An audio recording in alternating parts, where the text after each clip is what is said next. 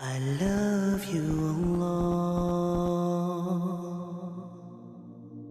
Allah Azza wa Jal says, if we had opened up the doors of our rizq, if we had given our sustenance to our servants, لَبَغَوْا فِي الْأَرْضِ, they would have gone beyond the measure. They would have gone to a level of haram. They would have done something that they should not do. وَلَكِنْ يُنَزِّلُ بِقَدَرٍ مَا يَشَاءُ. Instead, Allah reveals with His qadr as much as He wants to whomever He pleases.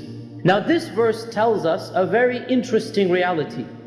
Allah gives those whom He loves just enough for them to not go beyond the bounds.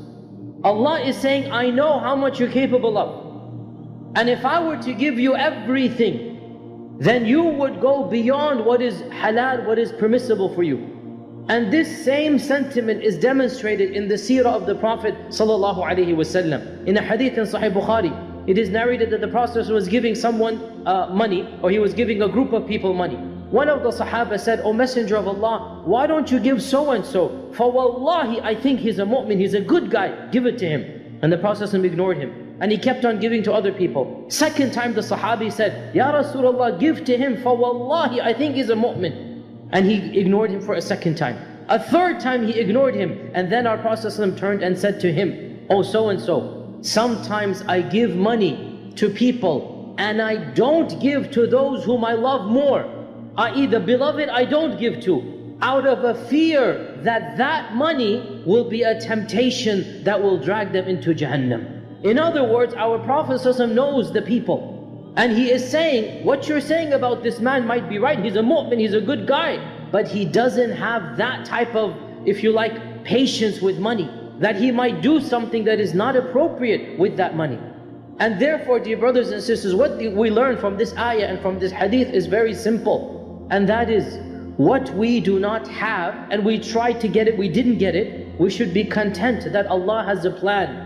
That Allah knows how much He's giving. وَلَكِنْ يُنَزِّلُ بِقَدَرٍ مَا يَشَاءُ. Allah reveals with His qadr as much as He pleases that person. In the end of the same surah, Allah subhanahu wa ta'ala mentions the same fact, but this time about children. Allah says in the Quran, He is the one who blesses with children. يَهَبُ لِمَنْ يَشَاءُ إِنَاثٍ. To some He gives all daughters. وَيَهَبُ لِمَنْ يَشَاءُ الذُّكُورِ. To some He gives all men, all boys. أَوْ يُزَوِّجُهُمْ ذُكْرَانًا وَإِنَاثًا. And some families, they have boys and girls. وَيَجْعَلُ مَنْ يَشَاءُ عَقِيمًا. And some people have no children. إِنَّهُ عَلِيٌّ قَدِيرٌ. This is the qadr of Allah subhanahu wa ta'ala. Allah knows who to give what to. And Allah knows how much to give. And Allah knows who to test people with.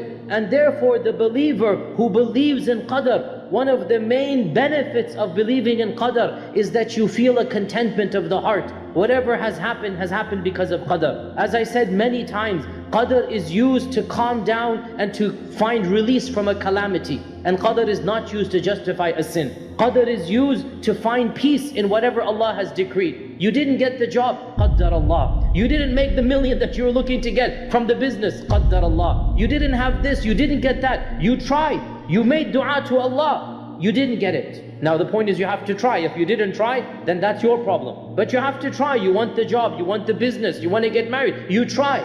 If it doesn't happen, that's when we say, qaddar Allah.